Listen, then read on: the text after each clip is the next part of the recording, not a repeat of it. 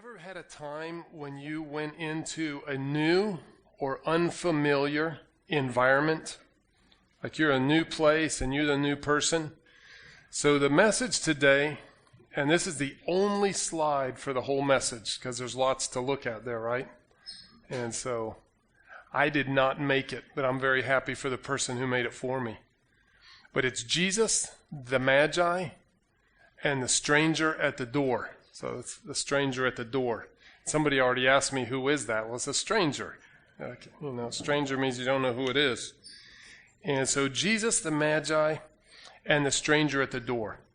So I want to start off and just ask you to think a little bit about some time when you were the new person, or you were the stranger, or you had to go into a situation or an environment and that was new or different for you. And what do you remember? How did you feel? Now, there are some different reasons that you could feel. Some people love it. They just love going into the new place, the new environment. Some people feel anxiety, uncertainty. But there are some factors that can really make it challenging for us. For example, competition. Competition creates pressure. So when I was a young person, I wanted to play in sports teams, different teams, and when I would show up for a tryout, I didn't always know what the coach wanted. I didn't know what the other players were like. I didn't know what the competition was. I didn't know what was expected of me. So for me, that would cause me anxiety. I was worried about what the other people could be thinking.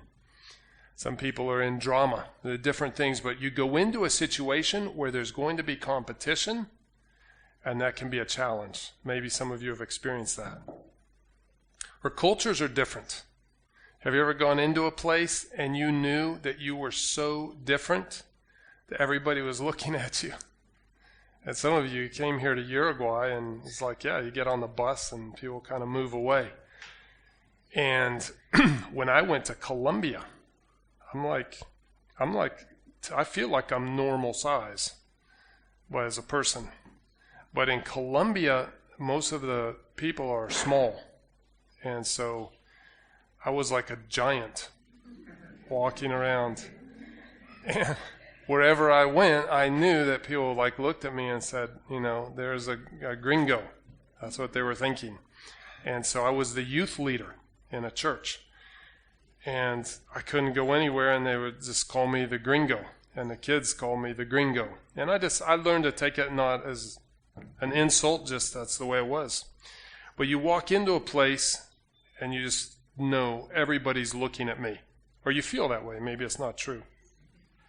But there's religious views.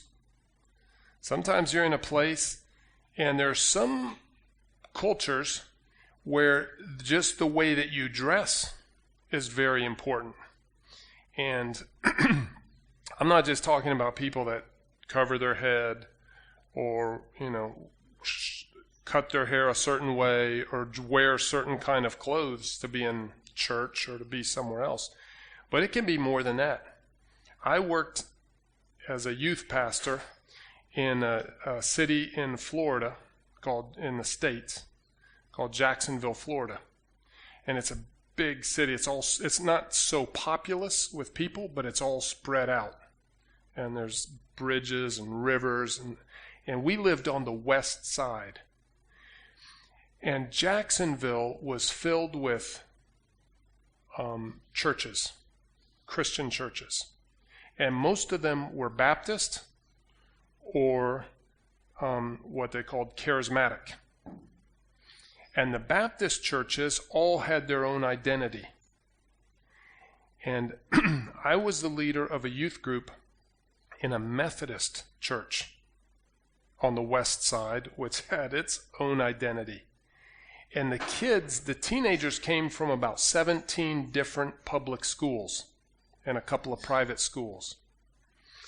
But after a few years working with teenagers in that area, you could literally I could meet teenagers and almost tell you what church they went to in a large gathering of Christians, or you're seeing going and say, oh, those kids must be from, and you knew because if they were in that youth group, they had a certain size of a Bible they carried, or a certain type of haircut, or a certain way they walked, and you think that sounds crazy, but it was crazy. Why should it be like that? But if you walk in, have you ever gone into a church? Maybe you came into Christ Church and you're like, I don't know, I don't even know who these people are. People come and they ask me and they say, what do you believe? There's some people that come in here and it's really strange and awkward that we light candles. Or we have, this window. And people have asked me some very interesting questions about that. But there's other people that come in and they're like, oh, I love it. I love that you had candles. I love that you had a silent prayer. Or I love it that you said the Lord's Prayer. I didn't know you said the Lord's Prayer. It's the same one we say. But you go into places. I've been into churches. And I've been going to church. I'm a church guy. I've been to churches all over the world. And not all over the world really, but in a lot of different places. And a lot of different settings. And sometimes I'm there. I'm like, I don't know what's going on. I don't know. Why am I here? What? And so you can feel weird for that. Sometimes economic differences are less visible, but they're equally significant. If you're among your own people, even your own family, people that you know, then subtle nuances can be seen. Little differences like somebody's purchasing power or the clothes that they wear. I went to a private school for 1 year, and they had uniforms. And so we had these uniforms. The idea was then you wouldn't worry about who had more money because we all dressed the same. And so they had a number of rules like that because some of the kids had a lot of money and some not so much. Except, you know what? My mom, bless her heart, found a way where they sold the same uniforms secondhand.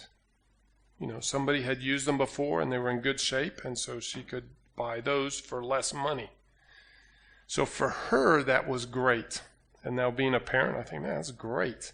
For me as a kid, I was like 13 years old, and I was like, man, everybody knows I'm wearing like the second hand. Why can't we go buy the brand new clothes? And it probably was identical. Maybe people knew, maybe they didn't. But I just remember thinking that they're looking at me because, my mom bought the cheaper stuff. So, political opinions. Have you ever walked in and you think one way about a political opinion and everybody in the room thinks differently? I went for pizza with a group of guys here locally, and everybody had an opinion about the U.S. elections prior to the last elections. And nobody asked me my opinion. And I was the only American there. I'm like, I'm the only one who has a vote, But everybody was excited and having a big debate. That was just funny. But soccer colors, patriotism. So there's always these unknowns related to behavior, protocols, and expectations that we have. And I think all of us have experienced places where we just like, I don't really know, or it's awkward, or it's different. And I've spoken in front of youth groups, and the kids are laughing. And there's laughing, and I don't know why they're laughing. Are they laughing at me? That's really awkward. Before I came to Christ Church, I was working as a pastor in Bogota. It was a big church. Maybe today is not considered so big, but in those days it was big. And so maybe on Sunday morning and a couple of services, there'll be about 1,000 people. And so speaking to that group of people was incredibly different when in a space of a month I was living here and they asked me to come in and preach to Christ Church. And literally the first Sunday I was here, we invited Veronica. Veronica came with us. And with Veronica and her husband and my wife and 3 kids, we added up to like 17 people in the whole place. And when I came in, they handed me a bulletin similar to this. And they said, we're glad you're here. And they sat down and waited for me to go through the service. We sang the doxology. I was leading the hymns. I had never led a song in my life. You don't want me to lead the songs. A week or so ago, you heard me sing Happy Birthday. It was Christmas or Christmas. I don't remember which day it was. And Cynthia was trying to give me a note, and I felt the stress, and I launched in on the wrong note. And so I was like, I was so at home preaching in Spanish in front of a large crowd of people. And I came here, I didn't even know how to do it. I didn't know how to speak the English. By the time the anxiety, I was just sweating. And it was so bad. And so the awkwardness that we can come in. And I just told some of those stories. So you could think of your own stories, not to think of mine, because you've had your own stories. Because it's really important when we think about the wise men and we think about communion. And I want to show you why today. Now, when I started out, when I planned to speak about the wise men today, which I did plan, my idea was to tell you about the prophecies. Because when we had last month, we had this series on the shepherds, and we always shared something from the Old Testament to the New Testament. And I love to study the wise men. Where did they come from? Who were they? Which prophecies were they looking at? What can we guess and what can we know? And that is fascinating. And if you've ever seen the movie The Nativity, that's part of what it's presenting. And it's incredible. And I was working along and I was thinking and I was praying and studying and I'm really excited. So I love to give like the information. And my wife is always telling me, yeah, but the information is great, but what are we going to do with that? Like, how is that helpful to anybody who came to listen? And I said, it's true. You can look up all kinds of stuff about the three wise men online. And in fact, it's only in the Western church that we have three wise men, because the Eastern church, the Eastern Orthodox and Russian, and where my parents spent some time, they have 12 wise men. So can you imagine? So the other 12, so there's so much, and you can look it up now. You can go on the internet. You can find all the information that you want.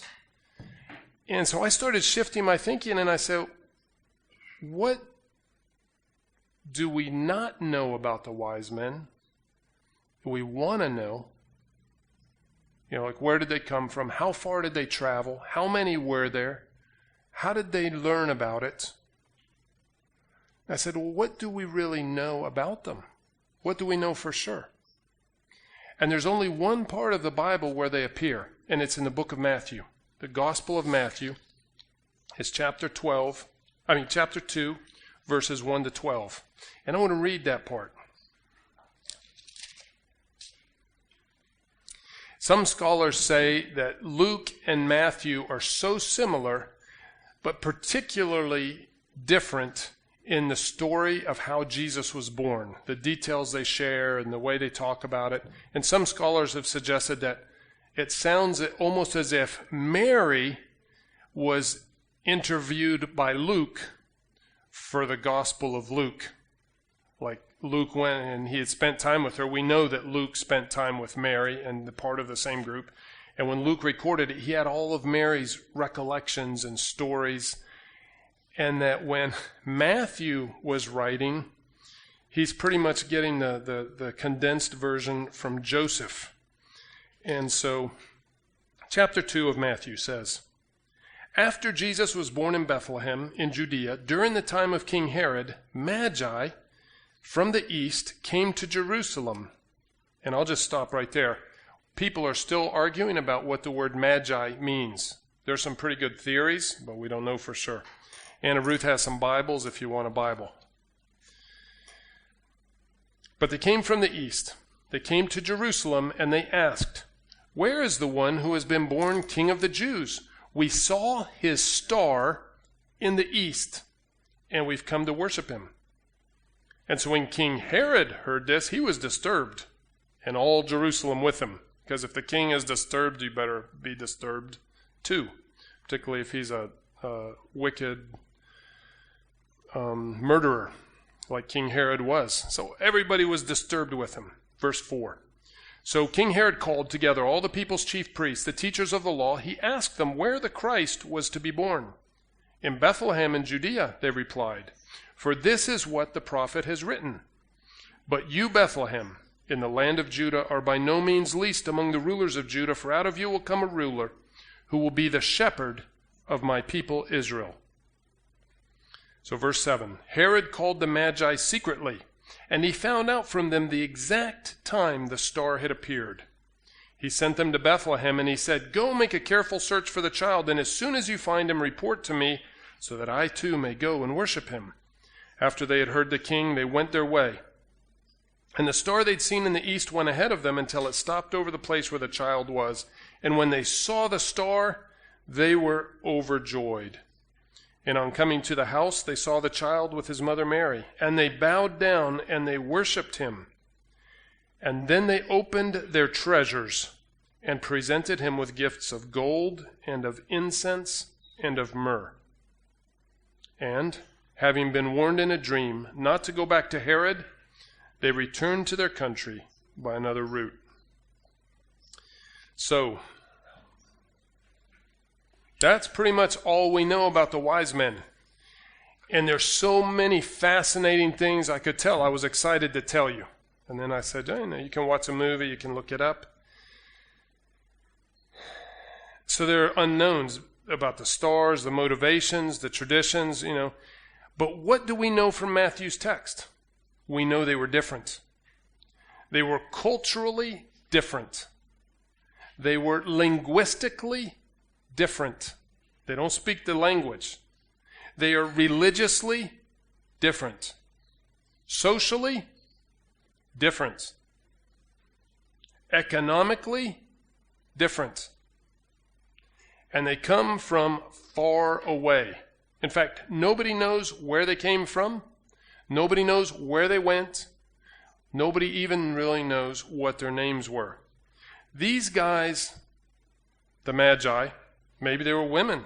We don't even know how many there were. They were strange. Everybody probably stared at them. They were different.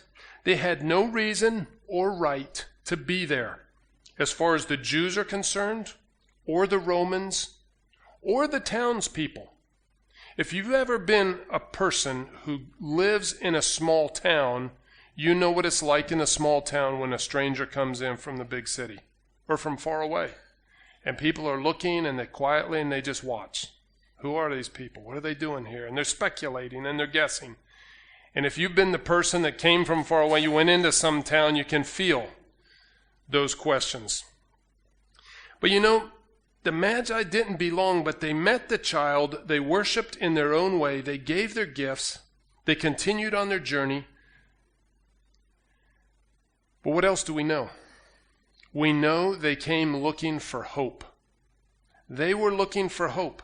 They are silently searching for the promised hope of Israel. And they're not even Israelites. They're not from Israel. But they know there's a hope that's been promised by the prophets of God. So they come by faith.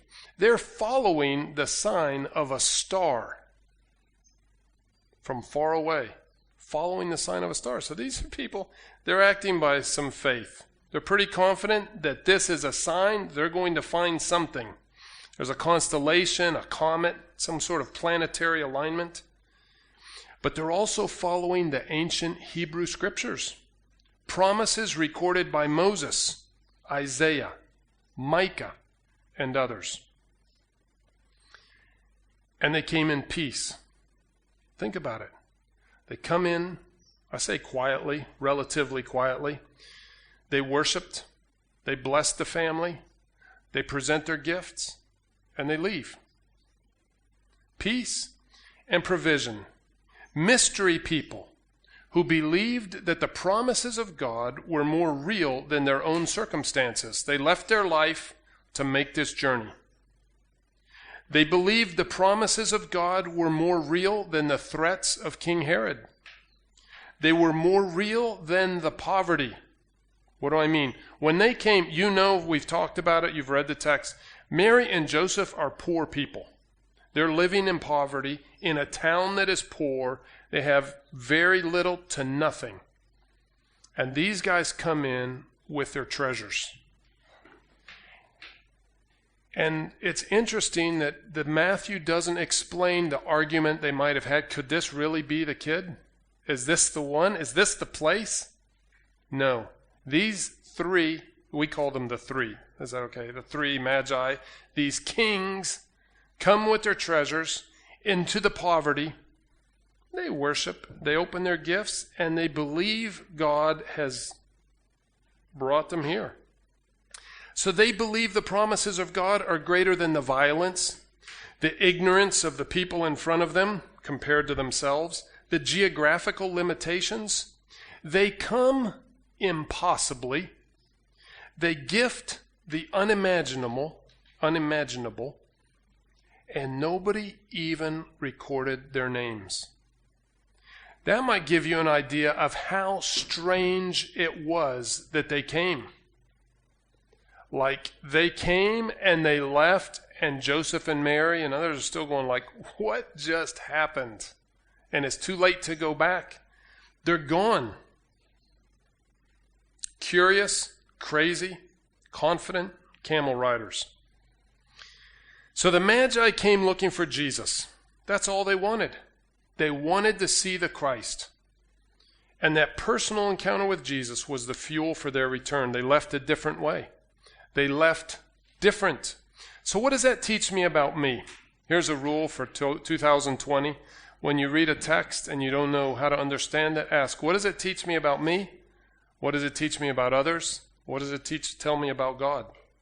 So what does it teach me about me? And I ask this question, what am I searching for in life? What am I willing to risk to find it? Who's traveling with me? I was on vacation for a week. Lisa likes to go to the beach in La Esmeralda. We take Fiona long walks on the beach. There's nobody there. There's pretty much nothing to do but take the sun, just sit under the sun and read a book. I read a lot of books. And who's traveling with me? The Bible says it's never good to be alone. So what books are my companions? What people? What music? What friends or advisors or coaches or colleagues? Who are the people that are giving me information and affecting the way that I think? And then this question, have I encountered Jesus? Have I found the peace and the power to continue my journey? Well, what does this teach me about others? So thinking from the point of view of the Magi showing up to my house, if I were Mary and Joseph, am I willing to receive others? Is it okay for strangers to interrupt my space with their foreign culture, their funny way of talking, their clothing, their ideas? Am I willing to listen and learn from people who are different from me? Am I willing to let people continue on their journey even though their path is different from mine? I find it fascinating that the Magi did not present a plan for Jesus' education. They must have realized this kid has none of the benefits that we have. Look at us. I mean, these guys are scientists. They study the stars. They meet with the king. They travel the world. They have anything they need. And this child that the universe has given us a sign, they must have known we have to do something for him. But there's no evidence of that here. Very interesting. There's no plan for his development. They don't offer Joseph a job that would give the family a more respectable place or empower them socially or economically. I'm not making any kind of a political statement here. I'm not trying to talk about anybody's politics. I'm just saying it's an interesting reality of the text. And I think the Magi just trusted the process that had guided them there. They just trusted the process. They did their part and nothing more. They said, wow, God's doing something here. And we just want to see and participate and give our gift. So what does this teach me about God? You know the line from Christmas, there was no room at the inn. The proverbial inn.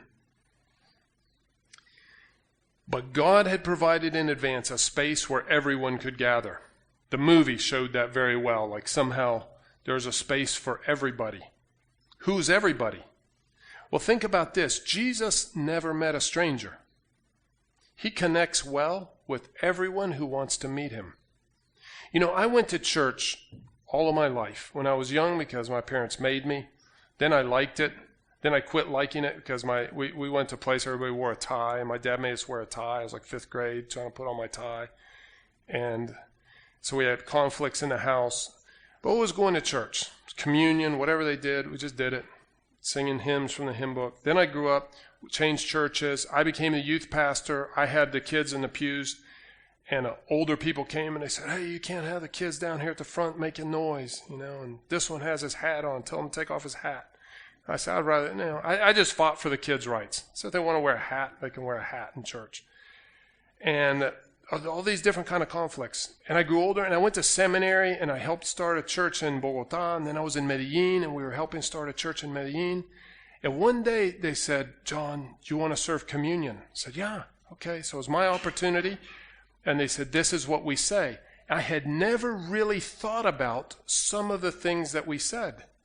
And I realized the way we were serving communion, we were making sure that if you weren't a baptized member, you shouldn't take communion. I'll tell you, I still remember the feeling that day. I felt like the stranger. I was like, I can't stand up here and say, if you're not a baptized member, you can't take communion. So I was here at Christ Church years later. And I remember sitting down with a young couple and I said, I was sure I knew why they didn't take communion because their lifestyle was so foreign to anything that the Bible was presenting. That. So I met with them and talked with the guy and I said, I want to talk to you about taking communion because we just had a little tiny church then. And the way we took communion is we formed a circle. Everyone came and they stood in a circle. And so there would be like 2 people that didn't take communion and they're sitting there. And I just, as a leader, I was like, this is so awkward. I wish we either did communion. How can you invite people and say, come to church? And then say, but we're going to do something we don't want you to be a part. That's the way I felt. Turned out he said, no, he'd been in church all his life and he came from a church that they taught him that you could only take communion from your pastor, not from anybody else. So what kind of, what kind of communion is that? What does communion mean? And so I thought about Jesus, and I thought about the Nativity and the Christmas, and I thought about, if you just read the story, who came? The shepherds, the Magi, the men, the women, Mary, the Jews, the Gentiles, the Samaritans, Joseph, Elizabeth, Zechariah, Anna, Simeon. They're like all there. Christ communicated with each one. He guided each one. He meets everybody on their journey in life. And just like the Magi, we can trust him with your family, with your kids, with your parents, with your friends. If somebody is looking for truth and light and Christ, he will meet them on the road that they're on. Now, not all the roads go to the same place. That's not what I'm saying. Not all the roads end up if you have completely different ideas, take you in different directions. But God is big enough that he meets people where they are. You don't have to go to where he is. The Magi came, but how did they come? Because God sent a star, because they would understand the star, and he spoke to them in their language, and he said, hey, come. And they were able to come. The shepherds didn't come so far. So you can tell, after a vacation, I'm ready to talk a lot. But I was inspired by thinking about that. Each person's story is different. And so there's a constant in all of those different stories. Jesus was always close by. He always had a plan. It was different for everybody. The shepherds didn't see the star, they saw an angel. And Joseph had a dream. And Mary saw an angel, and people had different things. Others studied in the scriptures. But Jesus was there. He was inviting them. There's another constant, and it's a mystery. You know, in this story, most of the story of the Magi is mystery. We don't know what's going on. And life is full of unknowns. It's full of uncertainties. There's a lot we don't know, and that's okay. It's okay to say, I don't know. It's okay. And that's maybe part of why the Magi story is there. We don't know where they came from. We don't know where they're going. But it reminds us God works in his ways. We can't put limits.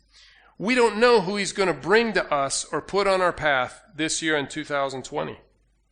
Where he might guide us to go. You know, you and I look and we see the problems. Say, no, that's a problem. That's not going to work. And Jesus is offering a new perspective of seeing the possibility and the potential. If he only wanted Joseph and Mary to talk with people like them that thought like them, he'd have had room at the inn, because the Magi would have never found them there. The shepherds would have never gotten in. And Jesus said, you know what, these Magi, they're not even Jews. They don't even know about, they know about the God of Abraham, but that's not what they worship. That's not who they are. But he said, yeah, come. And so the final constant I wanted to say, the mystery is always there. Life has mystery, and that's good. The Magi are more than mysterious. They're completely strange. They're different. They're opposite in every way to anyone Joseph and Mary have ever known. But their arrival is vital to this young family's survival. You know, there's always a reason to close the door, to close our hearts. But this window behind me, the stained glass window, this vitro, reminds us that someone is always at our door. Could be Jesus. Could be someone looking for hope. Could be potential and possibility. Because with God, nothing is impossible. The gospel begins with strange events, strange people, impossible situations, incredible coincidences that Lisa says, diosidencias, God moments. God was bringing it all together. He's working in your life too. And if you're listening, you just might hear the voice of an angel, see the guiding star, meet a mysterious person who is so different, but actually has just what you need to take the next step on your journey. I want to finish and have communion here, but you know, the idea of strangers is a big one in the scripture. And in the end of Hebrews, one of the last things the writer says, Hebrews 13:2, don't forget to entertain strangers, to show hospitality to strangers. It's like one of his main points. Don't forget to show hospitality to strangers. Because you never know when the stranger, he says, is like the strangest thing. You never know when the stranger might be an angel. So, well, a messenger from God. That's what an angel is. A person God has sent to you for something. And you know, Jesus said in Matthew 25:35, Jesus told the disciples, the day will come when the king will be seated on his throne. All the angels will be with him. All the nations will be gathered before him. It's a word picture. It's an amazing thing. The king on his throne, all the angels, all the nations. And he'll be looking out, and he will say to them, to some, I was hungry, and you gave me something to eat. I was thirsty, and you gave me something to drink. Matthew 25:35. I was a stranger, and you invited me in.